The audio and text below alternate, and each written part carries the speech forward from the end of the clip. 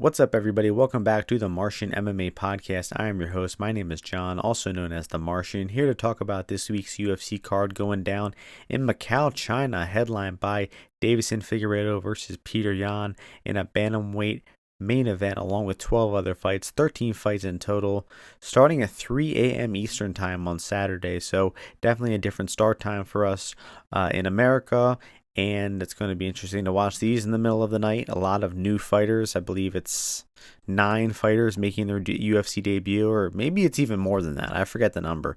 But did some research on this card, and I'll do my best to get you some good betting opportunities on this one, because it's difficult, man. Whenever the fighters have less experience like this and they're making their UFC debuts, there's so much more variance involved with them. And I think it's 12 fighters making their UFC debut on this card, which is just quite frankly insane. So I did look into them all. I do have some thoughts on them, and I will be getting to those in just a minute. But last week, I would go ahead and say it was a bad week of predictions for me. Most of the bets I endorsed did not go too well. Veronica Hardy, Mickey Gall money line, Onama by KO, Bo Nickel by KO, Rufi by KO. All those came up short. Did win on the Araujo plus 3.5, Tabura money line. But overall, just a bad week. Jones KO, that one. The under 1.5, and Oliveira lost. But like I said, I don't like to spend a ton of time recapping, but I will say that it was a bad week of predictions for sure. So we'll get back on the horse this week. I like fight night cards better anyway. I think they're better for betting, and we're going to get into these fights because we got a lot to cover here. First fight is in the lightweight division. Maheshate taking on Nicholas Motta. Odds for this one have Maheshate minus 190. Motta coming back at plus 165. So some guys that have actually fought in the UFC several times here. This should be a striking fight. Neither of these guys like to grapple, and I think it's probably an accurate line where it's at. Maheshate, he's bigger, he's younger, he's probably going to be a little quicker and more powerful here.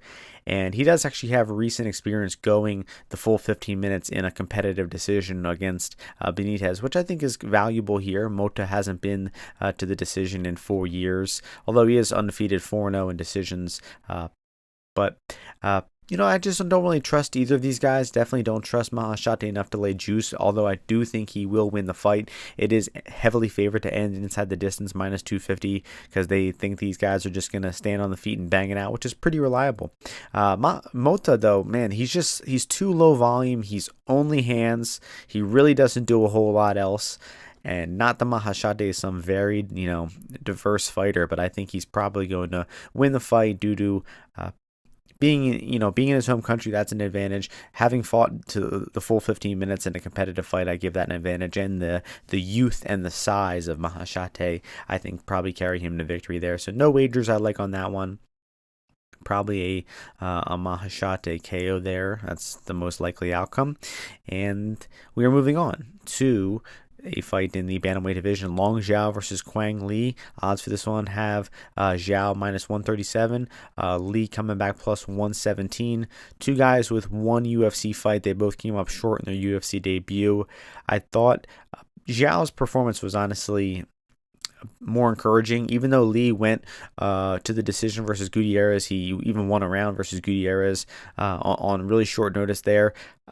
I really didn't see anything I really loved from Lee there, and I think that Long Zhao is going to be my pick to win the fight, and it's because of work rate. I just think he's going to do more in the cage, throw more strikes, attempt more takedowns. He's fought in, I think, honestly, I would say he's maybe fought the better competition, and he's fought some decent guys as well, where he had to hustle late and turn up the volume, and I think he can go the full 15 minutes pretty well. It just came up short versus the opponent he fought, also named Lee, on his last fight in, I don't even know where that was, Singapore, some shit. It was in Saudi Arabia.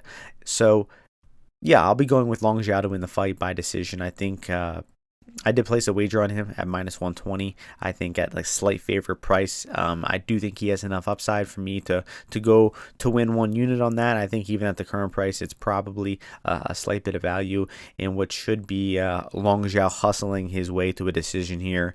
The fight favored to go the distance at minus 170. That also should hit, man. I don't envision many finishes here. So I mean, minus 170 might be an even better way to play this fight than take the Long Zhao money line at this point. I think it is definitely hitting the cards here, and we are moving on to a really, really fun fight in the flyweight division. Loner Kavanagh taking on Hayisaer-Motta. Odds for this one have Kavanagh minus 365, Ochoa coming back plus 290. Kavanagh had one of the best highlights on this series of the Contender Series this season, and looks like a really solid, well-rounded fighter, really skilled boxer, and can also mix in some wrestling, and has fought good competition as well over in Cage Warriors, and he's a very hype prospect here. But I watched some footage of Hayisaer-Motta. This guy's been fighting for a long time as well. He made his debut back in 2018 when he was just 18 years old. And now he's only 23, training at Shoot the Box, training with Oliveira and all those guys, Daniel, Willie Cat Santos. And you know how those dudes fight. They're wild. They come at you with varied offense. They mix in the strikes, the hands, the knees, the punches, and they can also submit and grapple each other as well. But they're typically not good defensive wrestlers. I think when it comes to preventing takedowns and getting off their back, that's not really a strong suit of the shoot to box fighters. And I think that could be a game plan for Kavanagh here, because when I saw Jose fight, man, he's a wild man. He puts pressure on you. He throws a lot of strikes, and his strikes look crisp as well. And the shoot the box fighters are just typically wild, brawling, offensively potent fighters, and that's what Jose looks like. So when it's on the feet, I think it's going to be competitive, and we're probably going to be seeing the boxing of Kavanagh going against the more diverse striking arsenal of Ochoa, and that's why I think Kavanagh might mix in some takedowns here. So honestly, the money line I think is quite wide. I think that Kavanagh is getting a little overhyped here.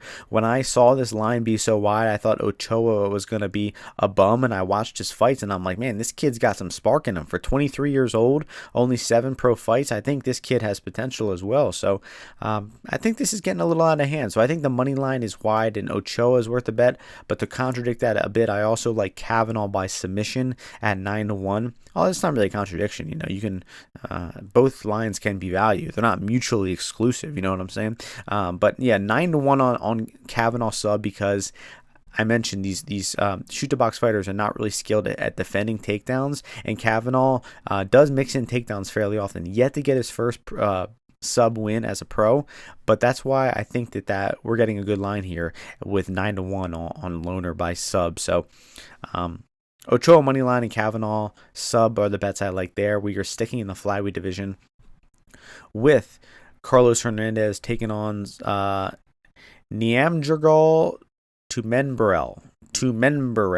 I think I did pretty good on that. Hernandez minus 183, Tumendemberel plus 158. We're not going to have to really memorize his name too much, because he's not going to be in the UFC too long, because this guy fucking sucks. To put it lightly. And Hernandez, even though Hernandez is definitely like a bottom tier flyweight, he's not one of the better flyweights in the UFC because he's just not really a good athlete. I think the guy's a skilled fighter, especially when the fight's on the feet, and I think he's a pretty solid boxer, and he's experienced as well. He's fought good competition. He even has wins over some other, low to mid-level flyweights like Beres, Altamirano, Bondar. And then he came up short against the more skilled grapplers in Nascimento, Taira, Tsutsura. Tumendemberel, though, dude, like, this guy swings wild punches. His grappling stinks. I really think this guy is horrendous. And he got gifted a win over Top Noi on the road to the UFC. I thought he lost that fight, and like, the referee was standing them up like nonstop. Like, the ref stood them up like three times or broke them up. Like, he should have lost that fight. He got a lucky decision. He submitted some, bum really quickly on the next road to the UFC fight, and somehow he's here. So I think Hernandez is honestly good juice here. He's 2-3 in the UFC. Like I said, he's not a great athlete, but I still think there's a huge difference between a lower level UFC flyweight and just some, random Asian guy coming off of the Asian regional scene.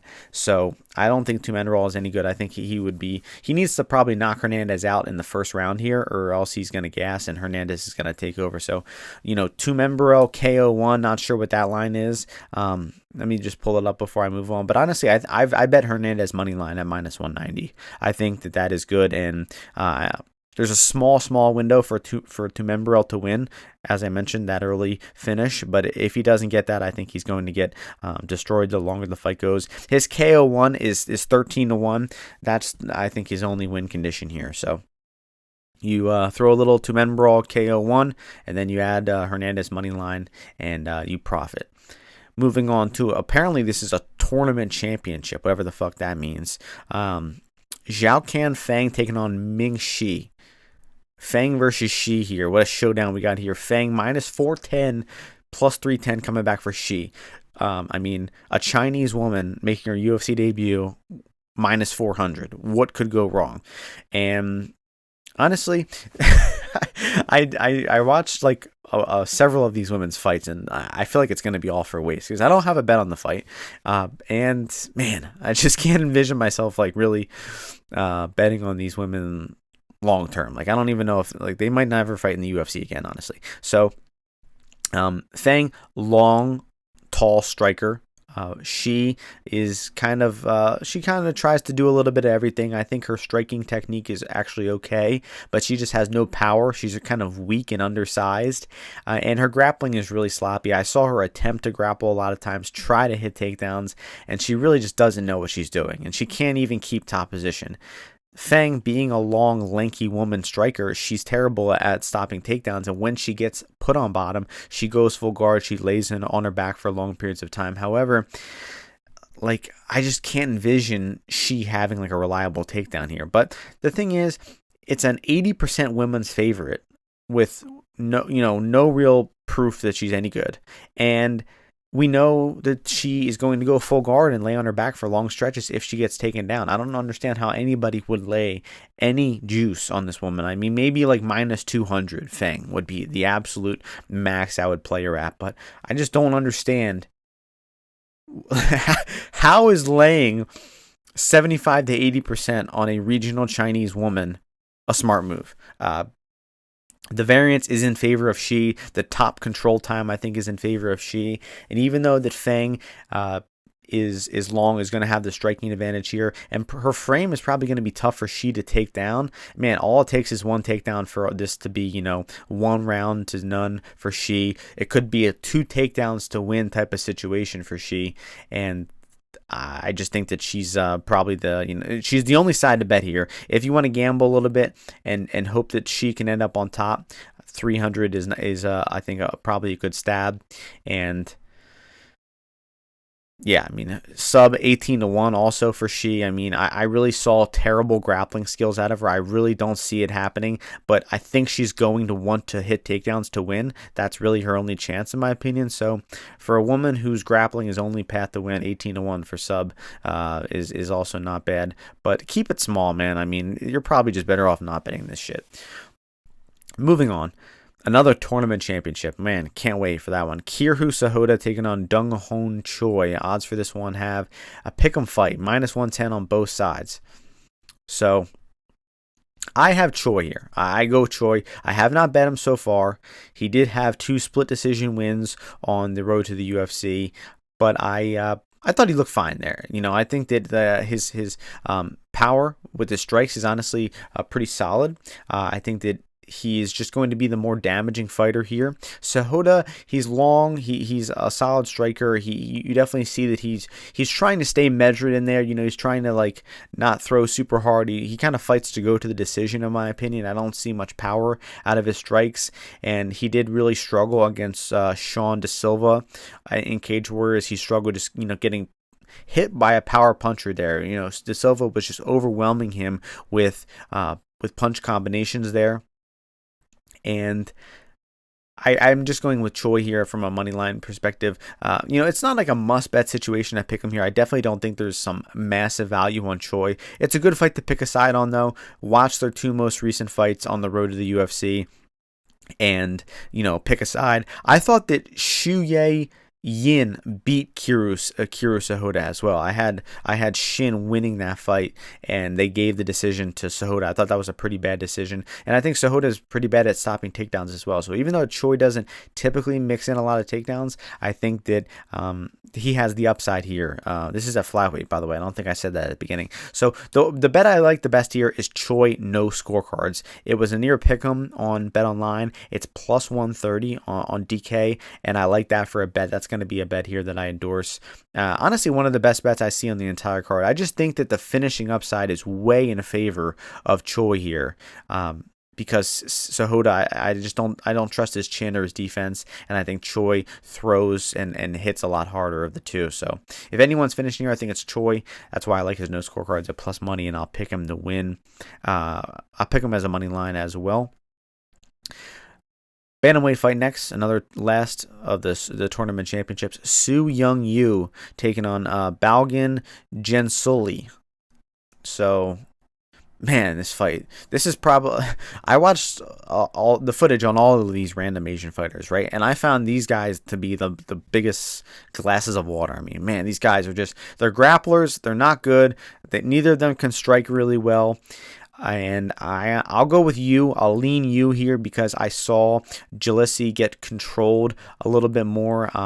It was in the let's see which fight it was. The Nakashani one, the most recent one on the road to UFC, he got controlled and taken down, his back taken for the first half of that fight. Then Nakashani got rocked with some punches in the second round. He gassed out, and Jalisi took over from there. And the guy he fought, the guy before that, Lee, total bum, just not a good fighter. And even before getting to the UFC, the road to the UFC, he's fighting 8 and 14 fighters and taking them to the decision, and that just screams that this guy is a fraud. Not exactly that Su Young Yu is a proven not fraud. He did fight Min Woo Kim. It just dawned on me how if you didn't like look into these fights as well, and you hear me just listing off fucking 25 different Asian fighters' names who you never heard of, you're probably so fucking confused right now. And let me tell you that I'm confused too. And I think everyone is confused this week. This probably is going to be like the least watched UFC card of the year.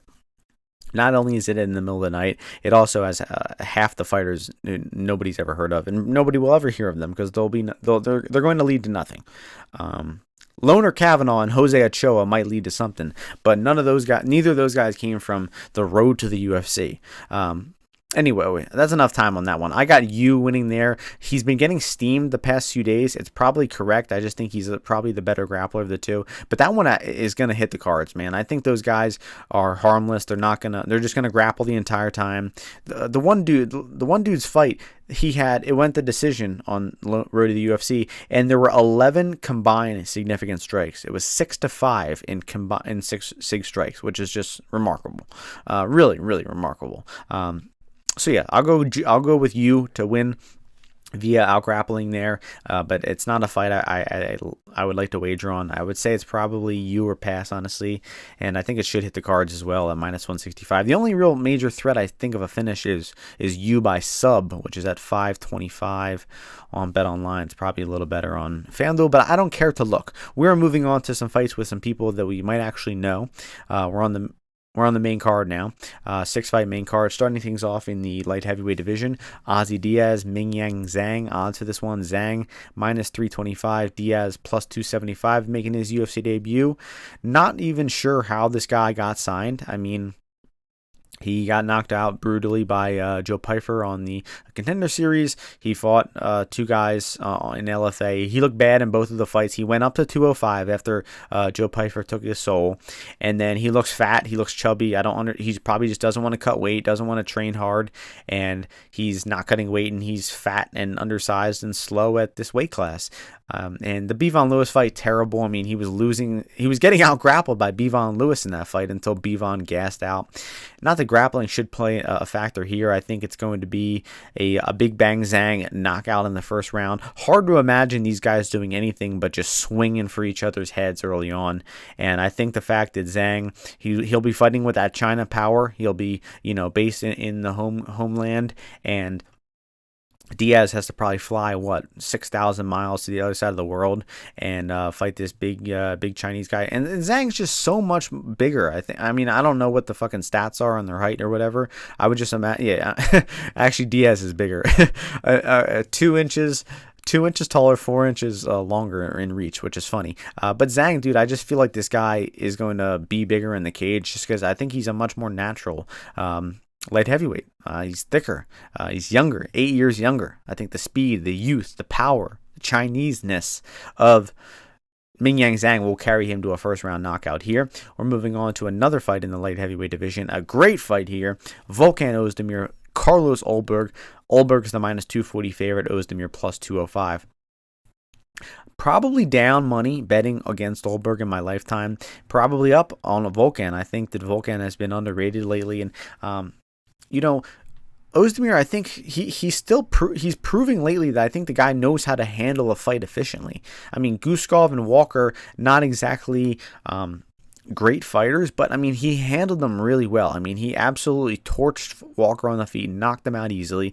Guskov, same thing. He was winning the striking, I thought, but then he's like, hey, I can just take this guy down and out-grapple him and submit him easily. That's what he did. And the reason why I'm picking Volkan Oezdemir as a bet here at +200 is the strength of schedule. The difference in the opponents these guys have fought is absolutely mind-blowing. I mean, Oezdemir actually fought for a championship, but when he first came in the UFC, he fought OSP, Misha Serkinov, Ginny Manoa. Compared to the guys Ulberg has fought, I mean, even the fights he didn't necessarily win. He came up short against Ankalaev and Krylov and Prochazka, but he beat Latifi and Rakic. This guy and he lost to Dom Reyes, Anthony Smith. Like, Oezdemir has fought just about every top 10, top 15 light heavyweight in the past, 5 years. This guy is a stud. He fights everybody. Ulberg, his strength of schedule has been so laughably bad. He got infamously knocked out in that Nzechukwu first fight, and he's just been getting softballs since then. Just slow, plodding, terrible fighters, and he's been disposing them of well, but I just got to go with Oezdemir here because it's such a huge step up in competition for Ulberg that I'm going with Oezdemir. Oezdemir for a bet, a 1-unit bet. It's going to be a tough fight because Ulberg is a really seasoned striker, and Oezdemir is probably going to be pretty slower on the feet. Ulberg knows how to use his reach really well, and when it stays in the feet, it's definitely not going to favor Ulberg, it's not going to favor Oezdemir, but if Oezdemir can get in close, get into the pocket, start getting into boxing range, that's when he can land some hands. He has some good power. We know Ulberg's defense isn't very good from the Nzechukwu fight. And then if Oezdemir can hit a takedown, we have not seen Ulberg really tested on bottom ever. So, man, I just think Oezdemir here is an easy bet at +200 for me. I think the market is severely overrating Ulberg based on beating up a few cans, and Oezdemir is going underrated here once again. I mean, he was just the underdog to Johnny fucking Walker, and he dismantled that man with such ease and precision with his boxing and knocked him out so viciously that the market clearly does not respect no time Oezdemir. And I think that Oezdemir is I think he's gonna fucking chip it. I think he's gonna win the fight. +200 winner. Go Oezdemir. Now, we're moving on to I gotta calm myself down after that. The next few fights, not too exciting. Women's flyweight. Next, Kong Wang, Gabriela Fernandez. Odds to this one, Kong Wang -900, Gabriela Fernandez +600. Now, I warn you that if you go back and listen to my last prediction of Kong Wang, I probably sound like a fucking idiot. However, I'm going to basically repeat the same things I said, and Leotardo is an infamously horrible nail. She just gets beat up. The only reason she came to the UFC was to let women beat her up. Fernandez, I actually think, is a much tougher matchup. Kong Wang, only 6 fights. The way that she's getting priced here, you would think that she is literally Chinese female Ngannou. They think that she is just like the most ferocious power puncher that has ever fought in combat sports, and she's just going to knock every woman dead. I mean, She's only been to the decision twice. One was against Wu Yanan, for all purposes. And then Fernandez, in her last fight against Giudice, she just proved that she's a solid striker. She's a good boxer. She's got pretty heavy hands. And when the fight's on the feet, she could certainly hold her own. And Giudice comes from a striking background as well. That was a great high-paced fight. And she outboxed Giudice and landed the harder shots in the the first and the second. It was a split decision. I think she was the rightful winner there. And I just think this line is nuts. I mean, this line is so predicated on Kang Wang just steamrolling her so easily, and at some point the 6-0 Chinese woman is going to run into a little bit of difficulty and not look like a 90% favorite, and that could easily be here. So if Kang bangs her out, knocks her out in round one, so be it. You lost a 6-1 flyer. If the fight gets extended, if they start having competitive exchanges, 600 is going to look like a great wager. So I'm totally in on Fernandez here, and that'll be the only bet there, plus 600 worth like a half unit or something. Welterweight division next, Song-Salikhov, Salikhov. Nice, fun, old man, veteran striking fight here. Salikhov minus 175. Kenan Song plus 150. There's an interesting trend here we got going on with Song Yadong. So, I said it again. Song Kenan, that's his name, right? Yep.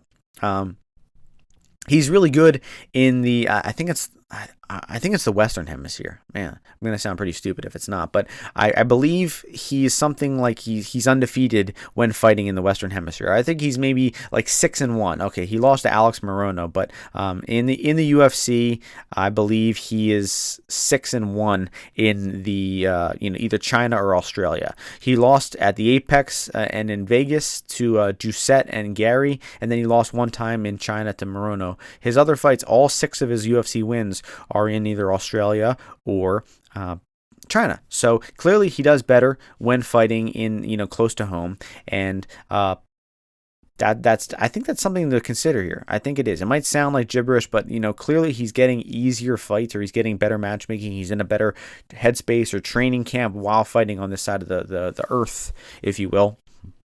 And that's something to consider. And Salikhov is 40 years old. This is going to be a striking fight. Neither of these guys really like mixing in takedowns. So you got to think it's a 35-year-old striker versus a 40-year-old striker. I do think that Salikhov is the more skilled guy. But laying near 65% on a 40-year-old striker with so many miles on him. I mean, Salikhov's been fighting so long, and I just think he's inconsistent, right? Like, his cardio looked fine against Fiallo and Trinaldo and Zaleski and Staropoli. That was, we're getting back 5 years now. But then his cardio looked terrible versus Nicholas Dalby, and Dalby drowned him. And he ran out of steam versus Jing Liang as well. He was getting his... he was leg kicking Randy Brown, and then he got, destroyed with the punch there. So... yeah, I would say it has to be Song or pass. Song does have power. He's a solid striker of his own right, and I could just see this being a really competitive fight. And especially if it hits the cards, I think it's going to be a split if it hits the cards likely. So end split at 375. I think that's solid here. So yeah, that would be the wager. I like, money line perspective, Song or pass, and then end split will be the only bet that actually catches my eye for an endorsement. Moving on to the co-main event in the women's strawweight division, Yan Shannan taking on Tabitha Ricci. Odds for this one have Yan minus 190, Ricci plus 165. I like Tabby here. Tabitha Ricci, money line here is a ship for me, plus 165. I think this is worth like more than a unit, honestly, like a unit and a half. And so when the fight is in boxing range, if they're striking at distance, sure, Yan Shannan is better. She's the more powerful boxer. She's got quicker strikes. She's more confident at distance. However, if the fight gets into the clinch, it gets dirty, it hits the mat, that all favors Ricci. And Ricci is a woman who I didn't really like at first, and I've grown to really like and respect her because the woman understands how to win fights. At 115, she is 6-1. Actually, that Godinez fight, it might have been short notice. It might have been it was at 115. She's 6-1 at 115. You can kind of throw away the Fiorot fight in the beginning. That doesn't really count. That was at 125. It was short notice, but she attempts a lot of takedowns. She throws a lot of strikes. I mean, she's hit a shitload of takedowns. She's hit 21 takedowns across 6 fights. So she's clearly doing something right. She's throwing a lot of strikes. She's attempting a lot of clinches. She's going for takedowns. She understands that in women's MMA, the person who does more wins. And that's kind of the case for, honestly, all of MMA, but especially in women's MMA. And that's evident by, a few close decisions, going her way. The Hill fight, the Pennington fight, those were real close decisions. They went her way. Even the Loopy fight, I thought Loopy won that fight, and that was a split. So she has good judging luck. So it's interesting. We got good judging luck with Ricci going against the Chinese bias of the home country fighter in Yan-Figueiredo. It's going to be interesting. But I just think that Ricci is going to make the fight dirty. She's going to get it in the clinch. She's going to, knee the thighs, make it boring, hit a takedown. We know Yan-Figueiredo is pretty bad once she gets put on bottom. So Ricci here is such an easy bet for me. I love that bet. I would say it's my favorite money line of the card. Yeah, it is. I like a few. I'll summarize them in a bit, but I like that. I really like Tabitha Ricci there. The only way I think it looks bad is if Yan is able to, keep it at pure boxing range, use her footwork to keep Ricci at distance, separate from the clinches, maybe not even allow Ricci to get the clinches. I just don't think she's disciplined and trustworthy enough to do that, and especially not to lay 65% juice. So I like Tabitha there. Time for the main event. What a main event we have here. What a fight. 2 former champions, Petr Yan taking on Deiveson-Figueiredo. Odds for this one have Yan as the -310 favorite, Deiveson-Figueiredo coming back at +260. I love these guys. 2 of my favorite fighters of the modern era, absolute studs, former champions, and I think they're a little similar in the sense that they've kind of gone underrated lately. They had a rough run, they lost their belts, and now they've gained a little bit of respect back. They both got a win in their most recent fights. Figueiredo's on a little bit of a roll, 3-fight win streak. Yan got the Song Yudong win back after a slow start there, and man, I just think this is such a good fight. So early on, I think that it's going to certainly be competitive. Both guys kind of slow starters notoriously, and especially Petr, especially in 5-round fights, he definitely takes his time warming up.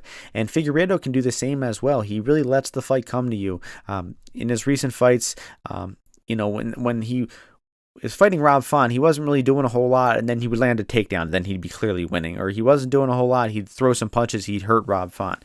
Cody Garbrandt, he did nothing the first round, lost the first round, hit a takedown in the second round, controlled him and choked him out. Marlon Vera fight, same thing. Figueiredo landed a takedown in the first round, won it. Second round, didn't really do a whole lot, was losing the round, and then going into the third round, again, not doing a whole lot. He starts throwing punches and he starts rocking. Marlon Vera drops him and then seals the round. It's like Figueiredo was barely throwing strikes, barely throwing punches for the first 11 or 12 minutes of that fight. He decides to finally start throwing punches and he easily wins. This guy is just confusing. And I think that's why that I'm a little hesitant to bet on him here, is because he's inconsistent. He's kind of a head scratcher at times. While Yan, I think, is more consistent. He's going to start slow. He's going to gradually turn up the pace, and he's probably just going to throw more and more strikes and have a higher intensity for every round of the fight, which is why he's favored here. Both guys have a ton of 5-round experience. I think Yan has a little bit more, and the fights have gone his way. The fights have gone his way more favorably because of the extra 5 rounds. And I see the fight probably being 1 round apiece going into the third round. I think Fig will probably win the first round. Yan will start to turn it up. And I just don't trust Figueiredo's his cardio, his work rate down the stretch here. This is at 135. This is the first time Fig's been scheduled for 5 rounds at 135. The other times we saw him go the full 5 was at 125, where he had to cut that extra weight. It's possible his cardio, his work rate is going to be better here. But to me, what I was describing early on with that inactivity, the Figueiredo starting slow, exploding with punches, exploding with takedowns, I think he's trying to conserve his energy. And the way he does that is by not doing a whole lot in short spurts and then exploding in short spurts as well. While Yan can be a victim of that early, but I think he kind of throws that out the window once he gets going. Once it's past 7.5 minutes, I think Yan is finally into, the third gear and he's going hard, while Figueiredo can kind of be inconsistent throughout the entire fight. So the line, I believe, is a tad wide. I do not like Yan at 75%, especially with how likely he is to start slow. I think Yan has probably been a better live bet than a better pre-fight bet in just about every single one of his fights ever. He's just a notorious slow starter, and even guys that he's better than, he lets them start quick and get a little lead, and then he builds into the fight late. So I think his money line, it is Figueiredo or pass here. I do think that he's probably going to come up short on a decision here. I think it'll probably be either a 3-2 or a 4-1 decision for Petr Yan here. That is the most likely outcome, Yan by decision, and but plus 125 for Yan by decision versus GTD at minus 150. I think GTD is the better bet of the two. And I honestly think GTD is short here. I think 60% is generous. I think it's probably closer to 67 to 70%. Both guys are really tough. Both guys, Figueiredo is the bigger singular hitter of the two.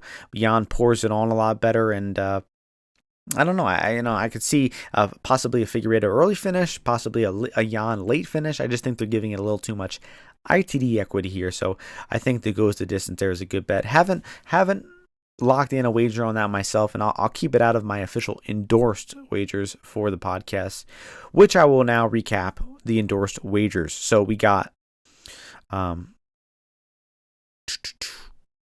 Ochoa money line, Kavanagh by sub. Hernandez money line. Choi no scorecards. Oezdemir money line. Wang money line. No, excuse me, not Wang. She's minus 900. Fernandez money line. End split and Song-Salikhov. Ricci money line, and that'll do it. The best three bets I like are Fernandez, Oezdemir, Ricci. Those three dogs, three main card dogs. I think those are going to win, and at least some of them are. Probably not all three. And I really like the Choi no scorecards bet. I like Hernandez at juice. I did lay some early juice on Long Xiao money line, but I have not. I won't endorse it now. Actually, minus 132 is fine for Long Xiao. Minus 132 is a good bet on Long Xiao on FanDuel now, and that'll do it. So, was pretty uninterested in this card. I looked into all the fights. I studied a lot of the fighters, and I got more interested. And now I'm my interest is peaked. So, hope you all enjoyed that. Hope you all learned some new information about some new regional Asian fighters. And hope you all enjoy the fights this weekend. We're off next week. I think we're off. Might be off for 2 weeks in a row. Probably just one. I think we're back like December 7th or something. So, thank you all for listening. Hope you all enjoyed the podcast. Hope you all enjoyed the fights this weekend. Win some bets. And I'll see you all before the next UFC event. Peace out, everyone.